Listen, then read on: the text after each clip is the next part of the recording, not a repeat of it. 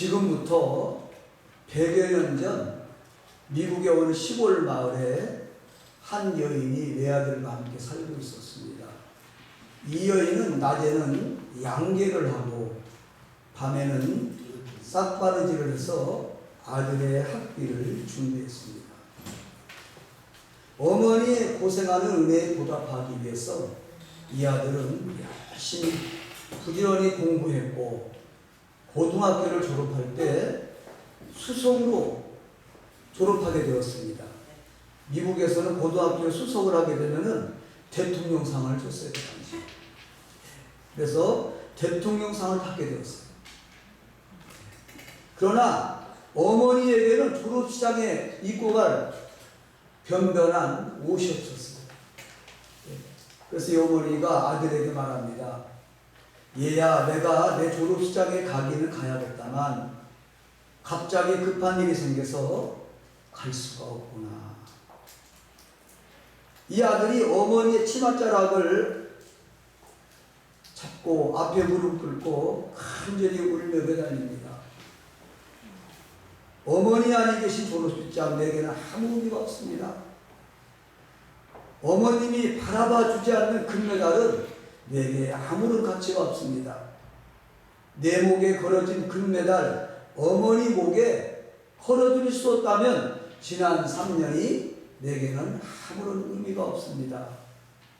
하는 수 없이 남루한 옷차림으로 어머니는 졸업식장에 참석을 했습니다.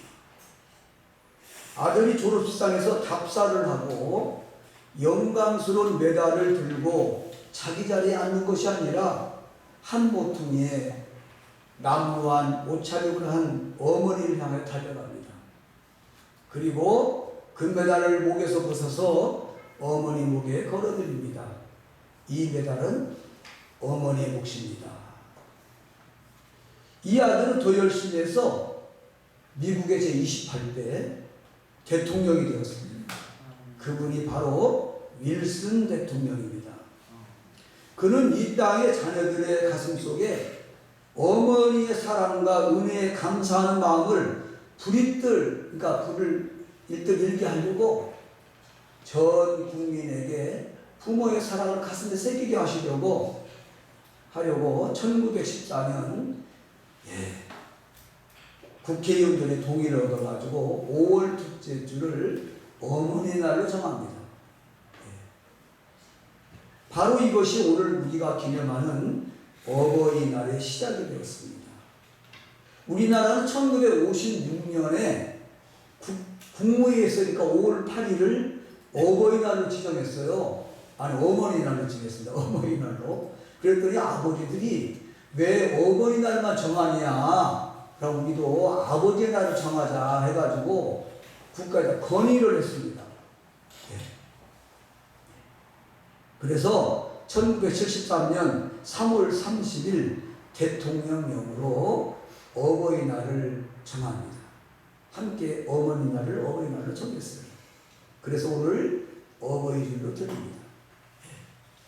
그 당시 근데 최종 목적은요, 범국민적인 효사상 앙양과 전통 가족제도의 개성 발전을 하기 위해서 이 어버이날을 정했어요. 그리고 효행자들에게는 전통 모범 가정에게는 후한 포상을 줬어요. 포상을 경례했어요. 아마 여러분도 아마 기억하는 부분이 있을 거예요. 오늘은 어버이날로 드립니다. 우리 함께 어버이 마음, 어머니 마음인데 어버이 마음으로 1절만 함께 부르겠습니다. 1절만.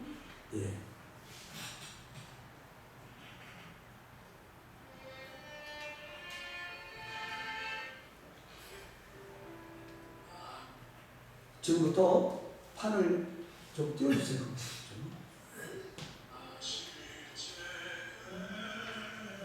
판이 안 넘어가요.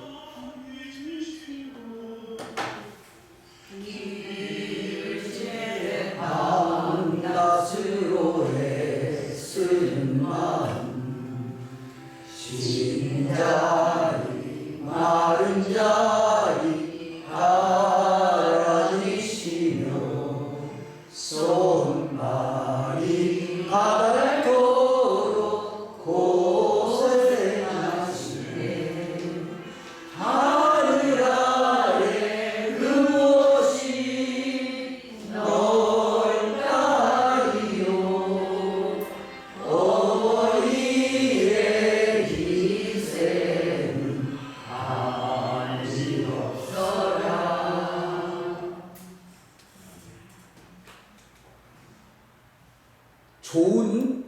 부모가 있어야 좋은 자녀가 있습니다.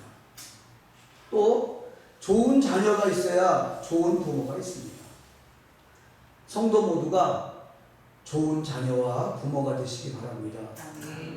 하나님 말씀에 순종하여 부모에게 효도하고 이 땅에서 하나님이 주시는 축복을 누리는 성도님들이 되시기를 주님의 이름으로 축원합니다.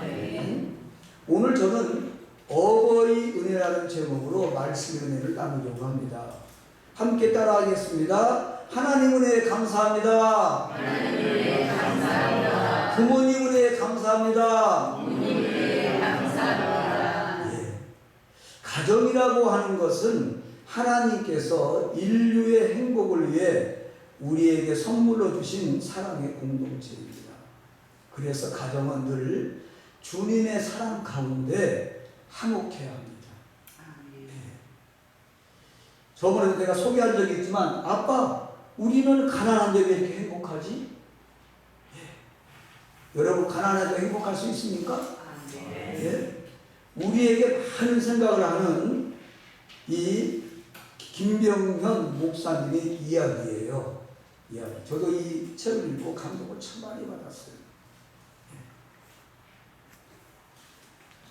아빠가 보기에 안쓰럽고 불쌍했던 그 9살짜리 저 제일 막내가 아빠 우리는 가난한데 왜 이렇게 행복하지? 라고 예배를 드리고 가다 봉고차에서 얘기를 하는 거예요. 그래서 그 아빠가 묻습니다. 행복이 뭐지? 그러니까 행복한 거지 뭐. 행복한 거지. 예? 그 아이가 행복할 조건이 없어요. 엄마는 낳자마자 바로 신부인가를 됐어요. 엄마 젖을 못 먹고 컸어요.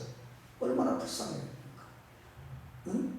엄마가 딸 보고 야 우리 딸아 말 한마디 못했어요. 응? 9살 동안. 그러니 김병현 목사 그 말을 듣고 쇼크를 받은 거예요. 눈물을 흘리며 그때의 감동을 생각하며 아빠 우리는 왜 이렇게 행복하지라는 책을 쓴 거예요. 힘들어 못 살겠다. 우리는 그렇게 하는 사람들이 주변에 있습니다. 여러분들도 가끔 살다 보면 힘들 때가 있잖아요. 그렇죠? 그럼 하나님 좀 제발 힘들지 않게 해주세요. 이렇게 기도할 때도 있을 것이고. 왜 이렇게 나는 불행할까? 이런 불만과 가정적인 어려움이 여러분들에게 충분히 있을 수가 있습니다. 그런데 아빠 우리는 왜 이렇게 행복하지? 이 책이 그분들이 읽는다면 아마 치유까지도 되고 힘이 될 수 있는 책이 아닌가 생각해 봤어요. 여러분 가난한데 정말 행복할 수 있어요? 여러분 우리나라는 1960년대 국민소득이 76달러, 필리핀보다도 못 살았고 북한보다도 못 살았어요. 근데 2022년이 돼가지고 1인당 국민소득이 35,168달러로 아마 얼마 있으면 4만 달러가 넘을 수 있는 이런 나라가 됐어요. 경제 규모로 볼 때 세계 191개국 중에서 12경제대국인 우리나라가 됐어요. 그런데 불행하게도 OECD 최하위, 그러니까 국민 삶의 만족도가 최하위라는 거예요. 37개국 중에 자살 1위입니다. 1위. 그런 국가가 되었습니다. 참 안타까운 일입니다. 돈이 아무리 많고 좋은 집에 살고 좋은 자동차를 타고 다니고 값비싼 옷을 입고 다닌다 할지라도 하나님을 제대로 모르고 살아가는 사람들은 진정한 행복을 모르고 살아갑니다. 교회 나와 예배를 드리고 기도를 하면서도 행복 지수가 낮다면 본인의 신앙을 점검해야 볼 줄 압니다.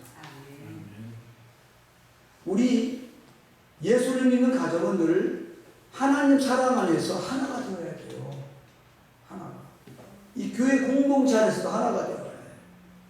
서로 용서하고 화해하고 서로의 어려움을 이해하고 하나 되어서 하나님의 영광을 나타내는 가정을 이루어야 할 줄 믿습니다. 가정이 주님 안에서 행복하면 사회가 안정이 돼요. 교회가 부흥하고 나라가 부강한 나라로 바뀌어 나간다는 거예요. 그러므로 우리 예수를 믿는 사람들이 먼저 앞장서서 화목한 가정을 이루어야 할 줄 압니다. 화목한 가정을 이루기 위해서는 뭐예요? 이루기 위해서는 가정에서 늘 찬송 소리가 그치지 않아야 된다는 거예요. 또 가정에서 기도가 회복되어야 하고 예배가 회복되어야 한다는 거예요. 찬양이 그치지 않는 가정, 늘 함께 모여 예배드리는 가정, 기도가 그치지 않는 그 가정에 하나님께서 복의 복을 더해 주실 것입니다. 그래서 첫째로 우리는 하나님 아버지를 사랑해야 합니다. 갈라디아서 4장 6절입니다. 한 목소리로 읽겠습니다. 시작. 너희가 아들임으로 하나님이 그 아들의 영을 우리 마음 가운데 보내사 아바 아버지라 부르게 하셨나이다. 놀라운 말씀을 하셨어요. 저와 여러분들이 하나님의 자녀라는 거예요. 그래서 하나님을 아빠라고, 이제 아빠라고 부르시다는 거, 아빠라고 부르라는 거예요. 얼마나 큰 축복을 받았나 몰라요. 그래서 왜 아들이 됐나 보니까 말씀에 이렇게 나와 있어요. 양자의 영을 받았다는 거예요. 양자의 영을. 그래서 아빠 아버지라 부를 수 있다는 거예요. 로마서 8장 17절 한 목소리로 읽겠습니다. 시작. 자녀는 도와주사 곧 하나님의 자살고 그리스도와 함께하는 후사니. 아멘. 자녀인은 하나님의 후사가 된다는 거예요. 상속권을 주어진다는 거, 상속권이에요. 예? 하나님은 우리를 무궁히 사랑하셔가지고 부족한 우리를, 죽을 수밖에 없는 우리를 자녀 삼으시고 상속자로 삼으셨으니 하나님 아버지의 사랑에 감사하고 우리가 하나님 아버지를 사랑하는 것은 당연하겠죠. 그렇죠?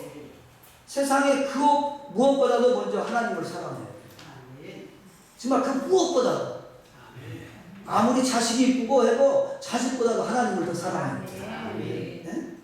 하나님을 사랑하는 사람은 세상을 이기고 이 땅에서와 하늘의 복을 누리며 주님 안에서 행복한 삶을 살아갈 수가 있습니다. 하나님은 우리 모두를 자녀 삼으셨어요. 그러므로 하나님은 우리의 아버지십니다. 한번 큰 목소리로 아빠 아버지라고 한번 불러볼까요? 시작. 아빠 아버지. 아빠 아버지. 왜 아빠 아버지예요? 우리는 우리를 사랑하셔서 자녀 삼으신 하나님의 은혜가 임하시기 위해서 첫째로 우리는 하나님 아버지의 사랑을 알고 그 사랑만 우리가 사랑을 해야 돼요. 우리의 마음과 뜻과 정성을 다하여 하나님을 사랑할 때 하나님께서 큰 은혜를 베풀어 주십니다. 그래서 오늘 에베소서 6장 1절에 이렇게 말씀하고 있어요. 자녀들아 주 안에서 너의 부모에 순종하라는 거예요. 주 안에서.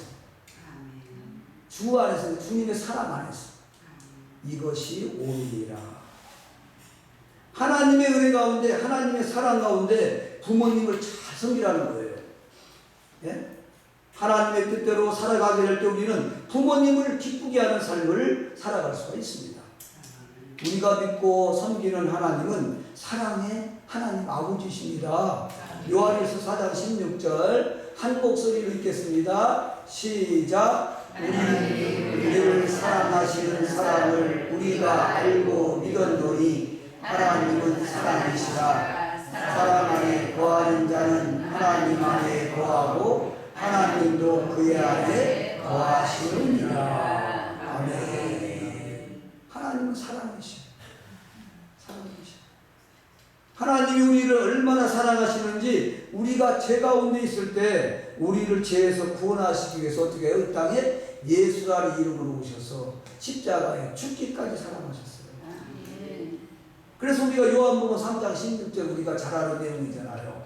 함께 눈을 감고 아는 분을 한번 외워보겠습니다. 시작. 하나님이 세상을 이처럼 사랑하사 독생자를 주셨으니 이는 그를 믿는 자마다 멸망하지 않고 영생을 얻게 하려 하시리라. 아멘. 독생자를 보내신 목적이 뭐라고요? 영생을 주시려. 얼마나 하나님 우리를 사랑하시는 겁니다. 하나님의 사랑은 조건 없는 사랑이에요. 그리고 일방적인 사랑입니다.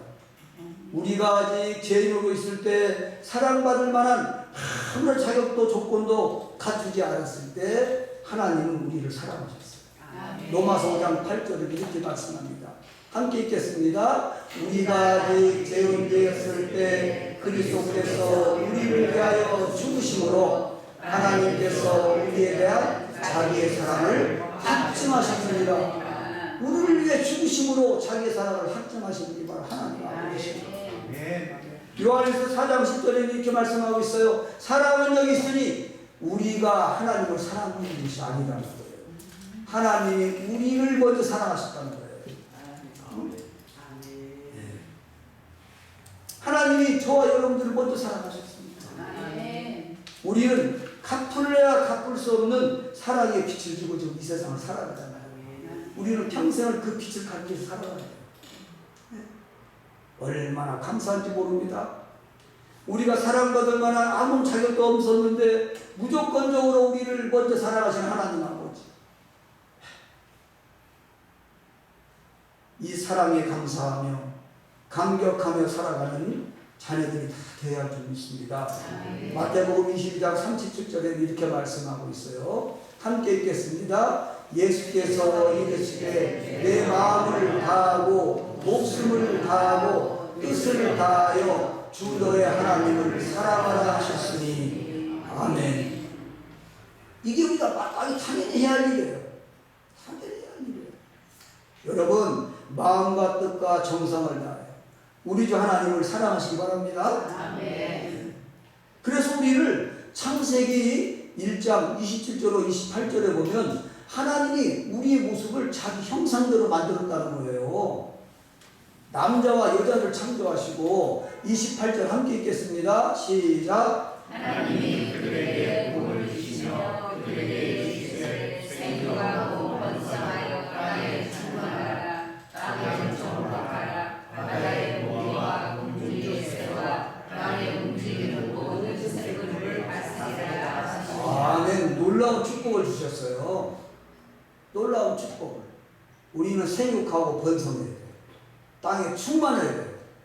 근데 여기 이렇게 힘든 게 뭐예요? 요즘 한참 막 국회에서 막 통과시키는 게 뭐예요? 동성애는 하나님이 참 싫어하는 거예요. 그래서 이와 같은 여기가 지금 어딘 것 같아요? 에덴 동산. 에덴 동산. 얼마나 아름다운 에덴 동산이었는지 몰라요. 예? 하나님께서 우리를 하나님의 형상대로 창조하시고 우리에게 복을 주시며 생육하고 번성하여 땅에 충만하라고 말씀하셨어요. 그리고 이 땅에서 하나님의 뜻을 펼치라고 말씀하셨어요. 여러분, 세상에 대해 세상의 물질과 쾌락을 따라가며 살아가는 삶은 결국은 우리에게 심판이 임합니다. 성경에는 자세히 나와 있습니다. 소돔과 고모라가 불과 유황으로 심판받을 때 노새천은 피하라고 이렇게 산으로 도망가라고 했는데 절대 뒤돌아보지 말라고 했는데 왜 뒤를 돌아봤을까요? 뒤에 있는 세상이 비려 뭔가 하나 놓고 온 물건이 있는지도 몰라요. 그 물건 때문에 뒤를 보라봅니다. 결국 뒤로 돌아보다 어떻게 되죠? 성경에 보니까 소금 기둥이 되어버렸어요. 노새 안에는 뒤를 돌아본 거로 소금 기둥이 되었더라. 여러분, 뒤돌아보지 마세요. 하나님만 바라보고 가세요. 근데 우리 인간은 자꾸 뒤돌아보게 자꾸 막 발목을 잡아요. 그럴 때일수록 찬양하고 기도하고 말씀을 보세요. 여러분들이 어디서 무엇을 하든지 하나님께 아주 최선을 다하는 삶을 살아가는 것이 바로 하나님의 일을 하는 것이고 하나님을 사랑하는 것이라는 거예요. 주부가 가정에서 밥을 지을 때 하나님의 사랑으로 정성껏 밥을 지어 쉽게 말하면 남편과 자녀에게 준다면 그게 바로 하나님을 사랑하는 마음이에요. 그 자체가. 직장에 가서 일을 할 때도 정성껏 최선을 다해서 파견 문제, 파견. 내가 하나님 날 위해서 파견했구나 해가지고 하나님 안에서 최선을 다하는 거예요. 어떤 분들은 직장 가서 막 이 볼일볼 보면서 막 일을 할 때 전도를 한다는 거예요. 그거는 하지 말라는 거예요. 그렇게. 그것도 하나님이 별로 모습으로 행동으로 보여주면 전도가 된다는 거예요. 근무 시간에 뭐 하나님 믿어라 뭐 이래라 막 이렇게 그 도가 지나친 것도 하나님이 기뻐하는 모습이 아니라는 거예요. 어디서 무엇을 하든지 바로 그 자리가 하나님의 은혜의 자리임을 생각하고 주님의 섬기는 자리임을 생각하고 최선을 다하는 여러분들이 되시길 바랍니다. 그러니까 학생은 학교에서 공부를 열심히 하면 돼요. 또 사업하는 사람은 사업을 열심히 하면 돼요. 양심적으로 하나님 안에서요. 예? 너를 속이면 안 돼요. 또 재능을 가진 분들은 그 재능을 가지고 하나님께 영광 올려드리는 일꾼으로서 살아가면 됩니다. 우리가 주의 말씀을 순종하며 하나님을 사랑하는 삶을 살아가게 될 때 큰 은혜가 임합니다. 요한일서 5장 3절 함께 읽겠습니다. 시작. 하나님을 사랑하는 것은 이것이니 우리가 그의 계명을 지키는 이것이라. 그의 계명들은 무거운 것이 아니로다. 아멘. 그러니까 말씀으로 성령 충만해서 주님과 동행하면요 계명을 자동으로 지키게 되잖아요. 여러분 10계명을 내가 그냥 10계명만 보고 지키려면 참 힘들거든요. 그러나 말씀 안에서 성령 충만해서 주님과 한 걸음 한 걸음 함께 하다 보면 10계명을 자동으로 지키게 되겠어요. 두 번째로 하나님 사랑한다면 누굴 사랑해요? 부모님을 사랑합니다. 그래서 우리는 첫째로 하나님을 사랑해야 하고 그 다음에 누구예요? 부모님을 사랑해야 돼요. 에베소 6장 1절로 2절 말씀입니다. 한 목소리로 읽겠습니다. 시작. 자녀들아 너의 부모를 주 안에서 순종하라. 이것이 옳으니라. 내 아버지와 어머니를 공경하라. 이것이 약속이 있는 첫 계명이니. 아멘. 성경은 말합니다. 하나님께서 이 10계명을 이스라엘 민족들에게 부여해 줬어요. 그런데 1계명에서 4계명까지는 하나님에 대한 계명이에요. 그리고 5계명에서 10계명까지는 사람에 대한 계명인데 사람에 대한 계명 첫째 계명이 바로 너의 부모를 주 안에서 순종하라. 그러니까 뭐예요? 다른 말로 말하면 뭐예요? 예? 부모를 공경하는 거예요. 이것이 우리가 하나님을 사랑하는 우리가 복을 받는 축복의 비결이라는 거예요. 뭐가 축복의 비결이라고요? 부모를 사랑하는 거예요. 그것도 주님 안에서 순종하는 거예요. 예. 하나님을 사랑하는 자는 자기를 낳아서 오늘의 나를 있게 하신 부모님을 뜨겁게 사랑하는 거예요. 하나님이 우리를 죽기까지 이 땅에 예수로 사랑했듯이 그래서 부모 사랑은 바로 이웃 사랑의 출발이라는 거예요. 마태복음 22장 39절 함께 읽겠습니다. 둘째도 그와 같으니 내 이웃을 내 자신과 같이 사랑하라 하셨습니다. 그러니까 하나님 아버지를 제대로 사랑하는 사람은 이웃을 사랑할 수 있는 거예요. 진정한 사랑이 뭐라겠죠? 생명을 주는 거예요. 생명을 주는 거예요. 부모님은 자나깨나 앉으나 서나 그저 자식만 생각합니다. 자기 자식이 좀 속을 썩이고 못났어도 그냥 사랑하는 게 부모님이에요. 하나님 마음이 그 마음이에요. 하나님은 우리를 조건 없이 사랑하십니다. 우리나라는 연세 드신 부모님들을 그러니까 우리 보면은 지금 보면은 옛날에 고생하던 게 기억납니다. 아마 여기 계신 분들 보릿고개가 아는 분들 거의 다 알죠? 보릿고개 모르는 분도 계시는가요? 우리 남이전 수사 모르죠? 보릿고개가 뭔가? 그게 들어봤는데 뜻은 잘 들어봤죠? 얼마나 힘들게 살았나 몰라요. 정말. 예. 경우에 따라서는 하루에 보릿고개는 한 끼도 먹기도 하고 두 끼도 먹기도 하고 어떤 사람은 뭐 물로 배를 채운 사람도 있다 하더라고요. 예. 그 시절 우리 어머니들은 자신은 굶어도 자신은 힘들어도 자녀들에게 표시 안 내며 자녀들을 최대한 그 먹거리를 주려고 정말 했던 그 부모님이 아마 생각날 거예요. 저희 어머니도 그렇게 하셨습니까? 저희 어머니. 그리고 자식이 아플 때는 어떻게 해요? 흰 부분 한 목소리로 읽겠습니다. 시작. 자식이 아프면 차라리 내가 봤으면 좋겠다고 생각하는 것이 바로 부모의 마음이고 자식이 이기면 본인이 좋아하는 것이 마음의 마음입니다. 이게 바로 부모의 마음이에요. 이게 바로 하나님 아버지의 마음이라는 거예요. 그런데 하나님을 사랑한다고 말하면서 하나님을 잘 섬기다고 말하면서 육신의 부모를 사랑하자고, 육신의 부모를 사랑하자고, 부모를 무시하고 잘 섬기지 않는 사람들이 종종 있습니다. 교회 안에서도 이런 분들이 있다는 거예요. 하나님 사랑합니다, 사랑한다고 부모를 제대로 섬기지 않고 사랑하지 않는 사람이 있다면 그것은 바로 위선자입니다. 하나님의 복이 임할 수가 없죠. 여러분, 진정으로 하나님을 사랑한다면 우리 육신의 부모를 사랑하고 잘 섬기고 효도해야 합니다. 나이가 점점 들면 온 근육이 힘이 빠진답니다. 그런데 팔 근육이나 다리 근육은 빠지는데 유일하게 근육이 남아있는 곳이 있다고 해요. 어디가 근육이 남아있을까요?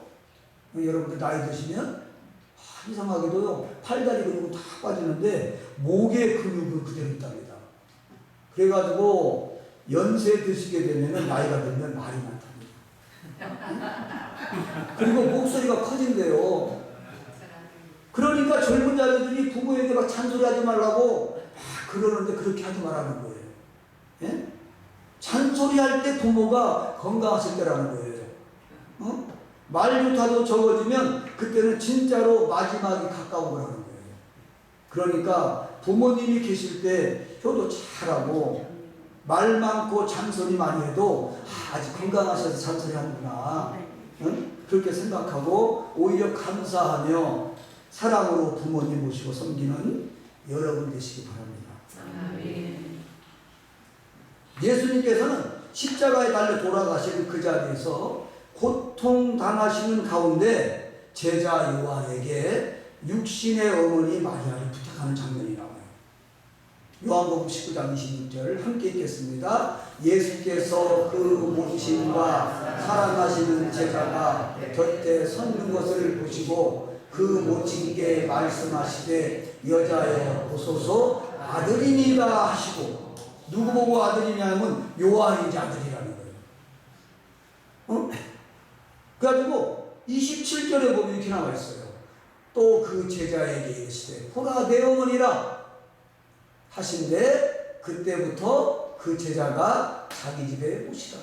그래서 요한은 밥도 잘하고 빨래도 잘합니다. 그 찐이 그 예수님의 어머니를 모셨어요. 미국의 초대 대통령 조지 워싱턴에 대해서 예화를 말씀하려고 그래요. 효심이 특신인 아들로 아주 알려져 있어요. 초대 대통령이 미국의 조지 워싱턴이에요. 그런데 11살 먹었을 때 아버지가 돌아가셨어요. 그래가지고 엄마 홀어머니하고 둘이 살았어요. 그래서 이제 군인이 되고 싶었어요. 군인이 되고 싶어 했는데 어머니 곁을 떠날 수가 없어서 어머니 곁을 지키면서 16살 때 측량 기사가 됩니다. 그런데 어느 날 그에게 수습사관으로 배를 탈 수 있는 기회가 주어져요. 그래서 특권이 주어집니다. 그래서 다 이제 배를 타고 가려고 준비하고 짐을 배에 다 실어놓고 이제 어머니에게 이제 배를 타고 이제 간다고 인사하러 갔는데 엄마가 눈으로 뚝뚝 흘리는 거예요. 마음이, 야, 내 홀어머니가 나를 위해서 키워줬는데 내가 어머니 마음을 이렇게 아프게 하고서 내가 배를 타는 거 할까? 그래가지고 도로 짐을 다 내리라고 해가지고 결국은 멀리 떠나지 않게 됩니다.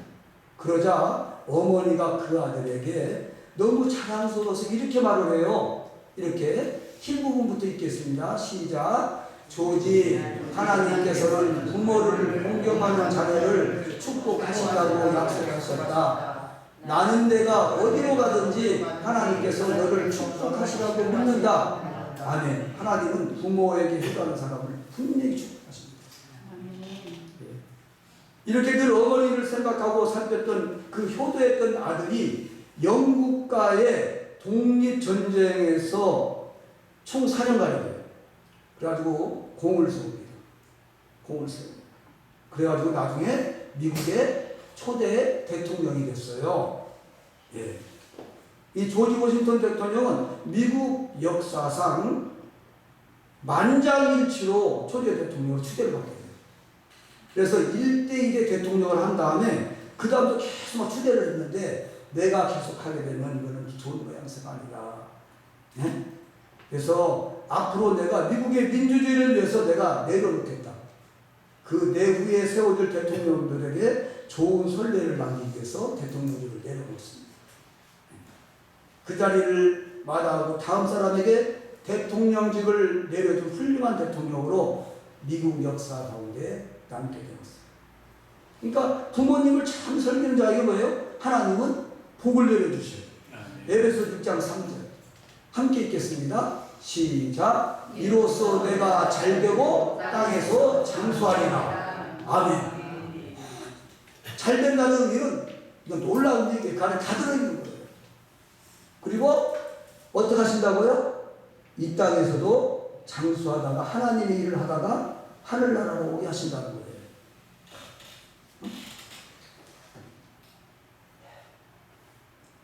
그런데 한자를 우리나라 한자를 보니까 한자에 묘한 뜻이 있더라고요. 어버이 친하고 효도 효자가 있습니다. 예. 그래서 이 어버이 친자의 그 유래를 보게 되니까 어느 날 어느 마을에 호로머니를 모시고 사는 아들이 있었더라고요. 이 아들이 장날만 되면 그동안에 나무를 해가지고 모은 것을 지게 해주고 장터로 풀러갑니다. 그래 집에 계시는 어머니는 뜰 안에 여러 농사일들과 집안일을 하십니다. 그러나 생각은 장애간 아들이 늘 생각나는 거예요. 그래서 오늘 갖고 간 나무가 다 팔렸을까 이런 데 염려를 하면서 이제 시간이 돼도 아들이 오지 않으니까 저녁이 니온데 해는 넘어가는데 아들이 오지 않는 거예요. 그래가지고 아들이 어디쯤 오는가 동구 밖에 가가지고 예? 쉽게 말하면 돌아오는 아들을 바라보는데 그 소나무 한 그루가 있었어요. 그 나무 그루에 올라가서 멀리 아들이 오는 장면을 바라보는 거예요. 그래서 이 애틋한 마음을 한자에서는 어버이 친자라고 하는데 지금 나무 위에 올라서서 입자, 나무고 있죠. 그래서 바라본다 해가지고 이게 바로 뭐라고요? 어버이 친. 어버이 친. 또 효자도 그런 의미가 있더라고요. 효자는 아들을 갖고 간 이제 나무를 늦게까지 팔고서 아들을 거두어도 좀 몇 마리 사고 어머니들을 화장품도 좀 사고 해가지고 이제 들고 지게를 지고 옵니다. 아 근데 동구밖에 어머니를 만나게 돼요. 어머니가 한참 나중에 마주 올라온 거예요. 나무에서 바라보다가 아들은 자신을 기다리는 어머님이 너무 반가워가지고 어머니 다리 아프실 텐데 어떻게 여기까지 오셨습니까? 제가 업어드리겠습니다 해가지고 요 지게다 어머니는 업고 이제 가는 장면이에요. 지게다. 그래서 어머니 제 등에 업히세요. 아들은 늙으신 어머니를 지게에 업고 집으로 돌아갑니다. 이 모습을 본떠 만들어진 게 바로 한자가 효도 효자예요. 이런 한자의 모습, 친자와 효자가 가정에 있을 때 그 가정은 복을 받는 가정입니다. 할렐루야. 절대로 부모님의 마음을 아프게 하지 말고 늘 부모님을 기쁘시게 해드리고 부모님의 사랑에 감사하며 부모님께 효도하는 삶 살아가시기를 주님의 이름으로 축원합니다. 하나님께서는 오늘 여러분에게 간곡하게 말씀하십니다. 신명기 5장 16절 말씀입니다. 한 목소리로 읽겠습니다. 내 부모를 공경하라. 그리하면 내 하나님 여호와가 내게 준 땅에서 내 생명이 길고 복을 누리리라. 아멘. 일생을 살아가는 동안 무엇보다도 먼저 위로는 하나님 아버지를 사랑해야 됩니다. 그리고 이 땅에서는 뭐예요? 부모에게 효도하고 그리고 자녀들에게는 뭐예요? 존경받는 부모가 되었어요. 자녀들을 신앙으로 잘 양육하는 여러분 되시기를 주님의 이름으로 축원합니다.